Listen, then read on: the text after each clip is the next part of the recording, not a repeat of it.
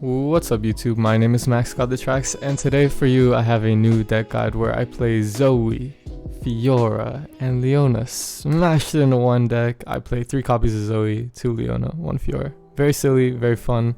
I was using my Smurf account and I think I actually had pretty good results. I got some pretty good games, so I'll just talk through these games and kind of walk you through why I think this deck is pretty fun and definitely decent enough to play in like the Plat to Masters area. We mulligan there. We're playing against Caitlyn Swain, so we know we're probably going to get some of these 1-drops removed, so it doesn't hurt to have multiple. And you see we dropped the Solari Soldier there, because if they kill our Zoe like they do right here, we have our second one.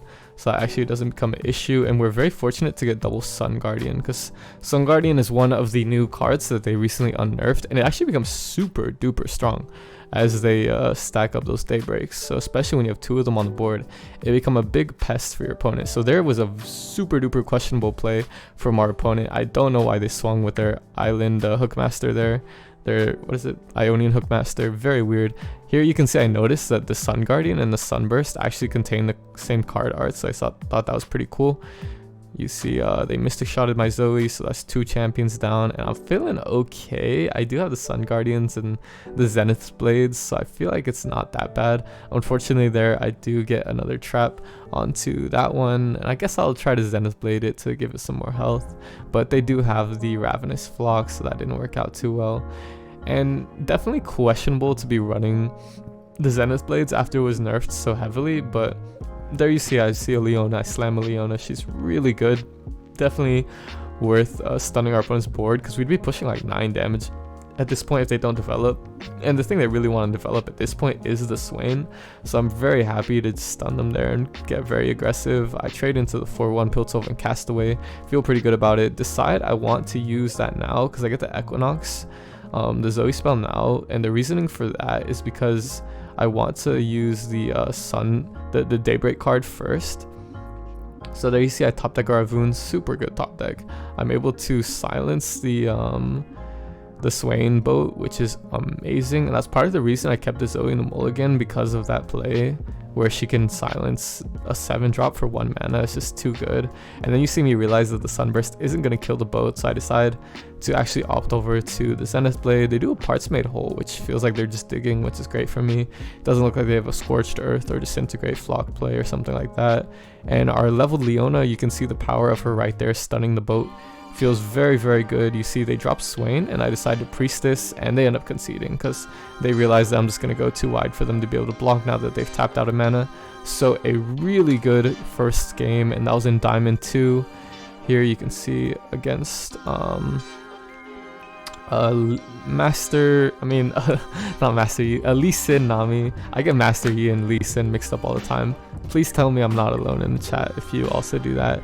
You see I'm going to want to keep that single combat for Nami, because our Sun Guardian in combination with that is actually quite powerful. Pretty slow start, but we do have the Sunburst for the Lee Sin and the single for the Nami, so I feel pretty decent about where we are already. Obviously there's plenty of counterplay for that, but it's just a good place to start to be able to pressure them and start slowing down their strategy, which is definitely what we're going to want to do, as I feel like we're a little bit more control oriented than they are. You see I top deck a second one, so I just slam the Daybreak unit there, start to build it up, and they get super aggressive and randomly play Nami. I guess they didn't have any viable spells at that moment, but I get a super free single combat, and I'm like, wow, that was great. I am chilling. They dropped the Hookmaster right there. I'm like, cool. I think I should just start to develop both of these Sun Guardians, because they both get the power from the Daybreak. So I take a block right there. If they had the Wuju style, I had the Pale Cascade, so I was feeling pretty good about that block. And then they drop a Conchologist. I'm like, cool. Doesn't even look like they really have another Nami coming down for a while. So I feel pretty great about where we are. They dropped a Scout onto the Conchologist, and at this point I'm like, sure, I'll just block this and let the scouted Conchologist hit me. I really don't care. Not Conchologist, what's that card called? Y'all know what I mean. And they end up doing a parlay that they got off the Coral Creatures. I'm like, oh my god, no way they got parlay off Coral Creatures, but you know what happens. So there I will slam my Lifesteal homie. They drop a Lee Sin. I'm like, cool, there's no way they activate Lee Sin. Still don't want to trade the 4/3 into it. I do feel decent. I have that Hush in case they try to drag something. You see I can block the Coral Creatures there pretty easily. I kind of expected them to Wuju style. That wasn't really a surprise to me. and then I just Sunburst their Lee Sin. This probably gets denied. Yep, okay, no big deal. Again, it is unfortunate. I lose a lot of my board to this lead, but it's kind of, you know, it is what it is. It's a necessary evil, you know. If they, I took that risk when I said, okay, they don't have deny. So there you see I have a Sunforger single combat Hush play, which feels really good to me. I can just single combat the Lee Sin there. They invest resources to try to protect it, and I'm chilling. I already saw them use a Wuju style. I already saw them play a lot of other spells and units, so I feel pretty good based on how they've been playing. I hushed the Lee Sin there, and it looks like we're good to go. I don't know if the health pot was the only thing they had to protect the Lee Sin and give him barrier there. That feels really good for me. And it actually looks like they're running out of value with none of their disciplines, their Vestian disciplines. I feel pretty good, or disciples, sorry. Their card draw basically, and they end up dropping some units, and at this point I'm like, ooh, I could go for Fiora, but I actually want to encourage them to drop more units before I do. And here I have a choice between a Destroyer and a Falling Comet, and I decide to keep going down the control route considering I have Fiora, and that's a pretty decent win con. I will just opt to take the Falling Comet. If they have a second Nami, if they have a second Lee Sin, that's a great way to remove it. So I do put that into my hand, I believe. Cool. They've already burned the deny, so this is pretty guaranteed to kill whatever it hits. And they slap a fearsome weapon. I eat 4 from the double trouble, which is a bit unfortunate they got that. And then I see, oh my god, I have a judgment in my hand. That's very silly.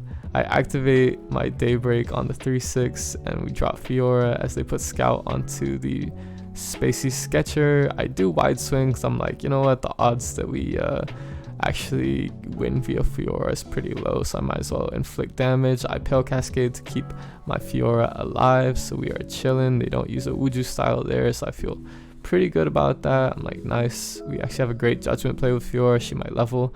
They drop a second Coral Creatures and a Vestian Disciple, and I'm like, okay, that's kind of weird, but not too unexpected. Throw the Scout on the Disciple, and then it looks like they just swing with that. I'm gonna opt. There's not really a good single combat for that, so I just have to let that happen.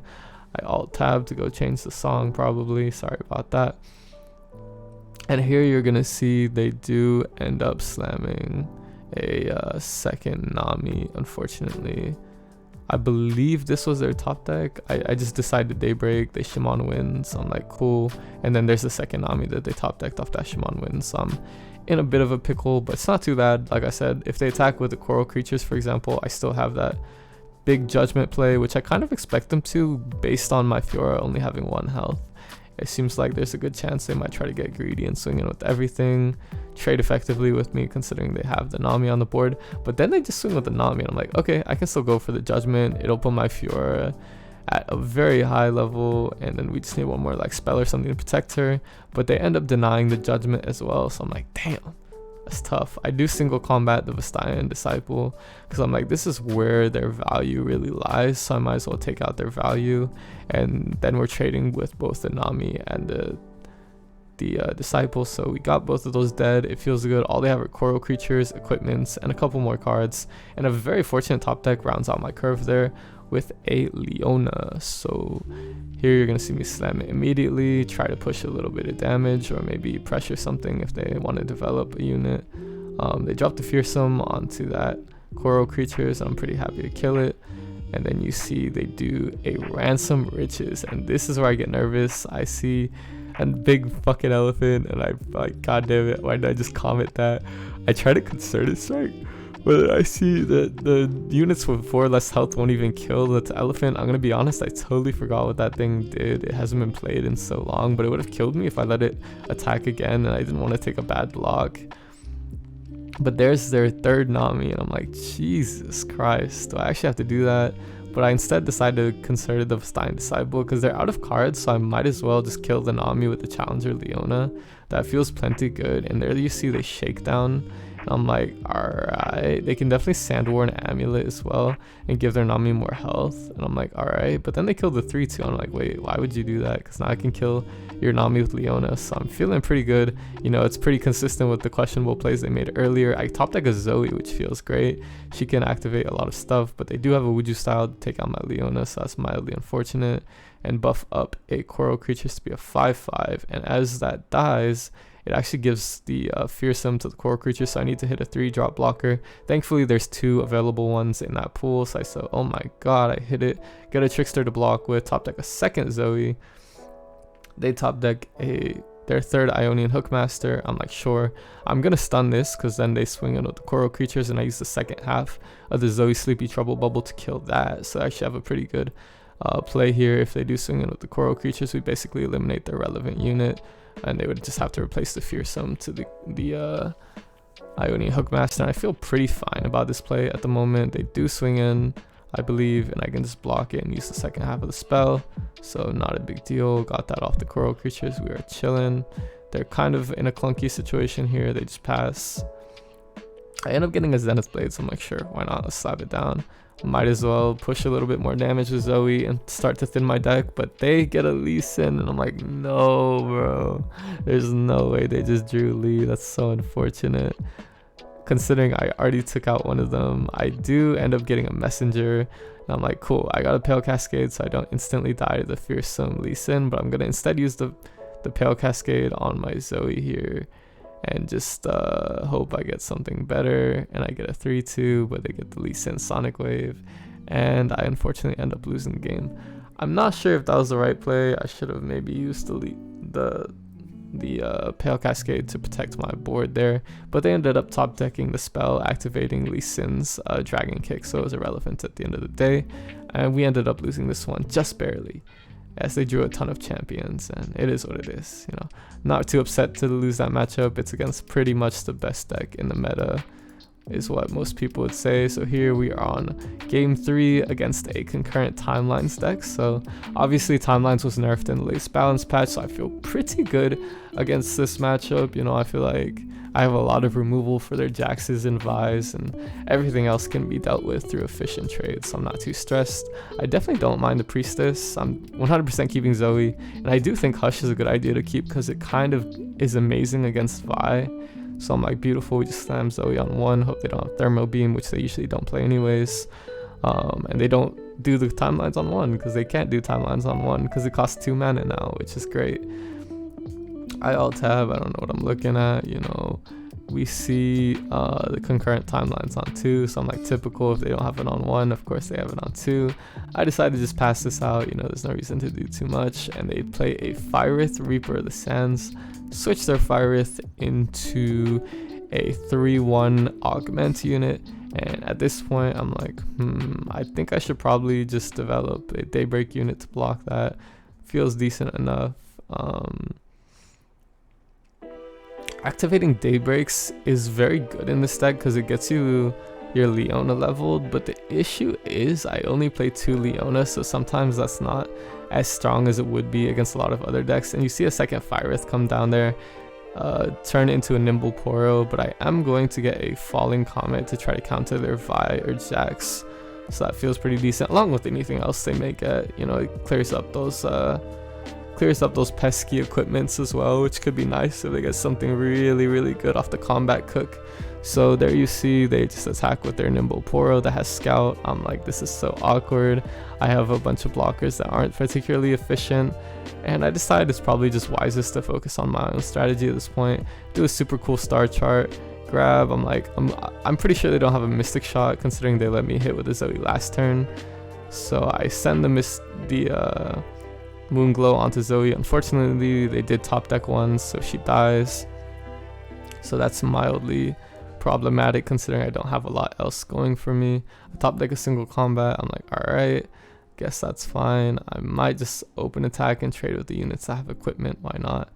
That's something to do. They end up taking the 5 damage. I'm like, okay, I mean, I got them down to 10 at this point. They don't have any heal. There's a good chance I could try to finesse a win by going wide at some point later in the game. And they're chilling as well, so they drop this on an Urchin. I'm like, cool, no big deal right there. Let's see what it transforms into, and it's going to be a Watchful Idol. So this is very interesting. It's going to spawn those tentacles for a bunch of turns in a row and just be a consistent blocker if I ever kill them. I don't think that's really a big deal. It's basically just a 3-3 that pops over time. It's like a countdown 3-3 at the end of the day. I'm chilling. You see I'm alt tabbed. I don't know why. I end up sunhawking. I'm roping. doing something on stream, I'm sure. Drop a Zoe, alt tab some more. We're just passing this out. So here we finally see the Vi, and I decided it makes the most sense to just stun her instead of dealing with her directly.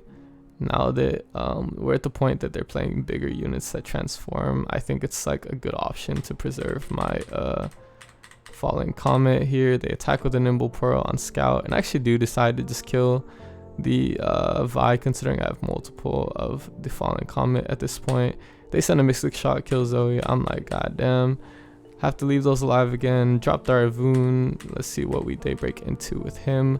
We get an Eye of Raharok, and I'm like, wait, this is kind of decent if I ever want to go wide and beat them, which is kind of my main strategy right now. You see they drop the Hookmaster, turn it into a 5/2, and a second Vi is very problematic, but I actually don't mind it because I do have that Hush. If they want to block with anything, considering I know they're tapped out of mana and don't have a spell at this point, I'm very fine if they want to take these blocks. You know, I feel like Vi is really good at cleaning up a small board, but this is not what I was giving her in that moment. So you can see they take these trades. I'm alt tabbed for whatever reason. Drop the Sun Forger. We still have that Hush, even though they got a Sumpwork Scavenger, and that's a little scary. They drop the Overwhelm onto the Vi. I stun it. I'm like, that's not going anywhere. I don't really want to have to deal with that until later. And I do decide to just develop the Eye of Raharok. So I'm like, I don't know, it seems like the best thing I can do. Why not try it? So yeah, we play it down right there. Alt tabbing all day in this game. Sorry for stalling my opponent. End up stunning those units and getting a Leona on top of that, so that's really good. If I can slam the barriered Leona into the Vi, I would feel very, very happy about that. And we end up stunning her. We can also just push and deal damage to the 7/2 or the Aloof, but here you see I'm gonna Morning Light, and I actually decide, wait, after I got what I got off Aloof, I might as well just do the Solari Sunfolger.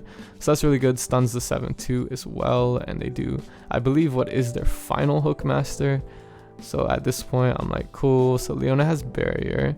I do decide to just challenge like this, considering I still have the Hush on Vi, so she's not really a threat.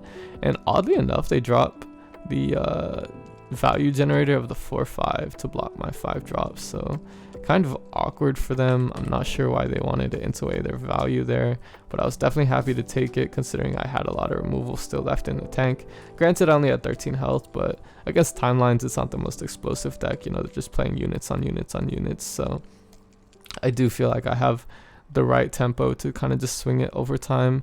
And here you see I'm going to drop an Overwhelm on my Solari Sunhawk, and that's just purpose to stun the Vi, which you can see the value of the Leona is completely put on display in this game. And they drop a holy guacamole, a glorious evolution. I'm like, what the fuck was that? But you know, it doesn't really end up mattering, as I feel like there's a very good chance I can go wide with Leona on the following turn and kind of just get to the victory. There you see they're buffing up their Cannon Follower. I'm like, whatever, you know, it's a 5/2. They don't even bother attacking because I have the 5/6 to block it with. I slap the Overwhelm down on my Ravoon because it's the biggest attacker, so whatever they're blocking with, it's going to push the most damage through, considering we can't really go wide at this moment. I believe I'm going to do a Morning Light on the Leona to force them to have another unit stunned and buff my whole board as well. And then I can do a second Zenith Blade if it gets to that, and just have 2 Overwhelm threats that cannot be blocked. So yeah, feels like a very good situation for me at the moment. You can see they just start roping, and I believe they just rope out to the end of the game. Yeah, very unsatisfying victory, but you know, that is what it is. Sometimes that's just how she goes. So yeah, I think they recognized that I was going to kill them with the Overwhelm that turn and just conceded it. So for our third and final game, I believe, you can see we're playing against the Swain Misfortune, which is a pretty good deck. It popped up in EMEA and got like a 57% win rate, took up like a solid 15% of the meta over there. So I was really surprised to see Swain pop off so aggressively in Europe. You see I have the Zoe on 1. I'm definitely down to play that. Not really gonna want to block the rear guard with it. So you see on 2 we just open attack. They end up dropping the Mirai Warden, which asks me to play a Solari Sunhawk, so I have a better blocker next turn. And you can see I'm hovering Fiora thinking she's a 3-drop, but I actually can't play her the next turn. We end up tossing our Sunhawk, and I decide I can probably hold Zoe, be a bit more greedier with my value. They slap and make it rain down on her, and I'm feeling like this is definitely the time to go for a Fiora win con. We see our Ravun top deck, which is pretty decent. This deck has a very hard time finding win cons in general, just because it's really weird. Like, if you don't have the Leona go wide situation, you're just making a big unit with Overwhelm and Zenith. So it's a very tricky deck to get the hang of, especially if you're playing against a deck that is very fast and aggressive like this one. But we put the Ravun down, end up getting our Fiora Riptide Sermon, which is so last meta, so last meta, but it doesn't really matter as we have the beautiful Solari Sunforger. We slap the Overwhelm on him just so they can't fervor it away, but they only have 1 mana, so that's not really concerning. It was just, I had already decided to try it before they slapped the fervor out there, so I was like, I'm gonna go for the Overwhelm as well. And you see here they try to block with Swain, but I'm bluffing the Pale Cascade pretty well by swinging and aggressively, and they end up just blocking the Ravun and leaving themselves with 2 health. So it's kind of a show of bravery for them to put up their Swain there and block Ravun. You know, I could have some wild new technology that allows me to trade well with that, but instead I'm just hushing the Swain here, let my Sunforger go down to 1 health, and I believe we're gonna win the game by going wide with this Leona, considering how little they have going for them at this moment. So you can see I'm alt tabbing, they drop a Froggy, and I slam the Sunhawk on 1. No big deal. Stuns 2 of their units. I do the Morning Light, to which they respond with the Make It Rain. Take out my Sunforger, which I do not appreciate at all. You can see they have 3 of their units stunned. Drop a Crusty Crotch, and I'm like, alright, I'm gonna do my Stellacorn, no big deal. Just time to relax for the rest of the day. You know, I can be a bit tense when I tend to grind ladder aggressively.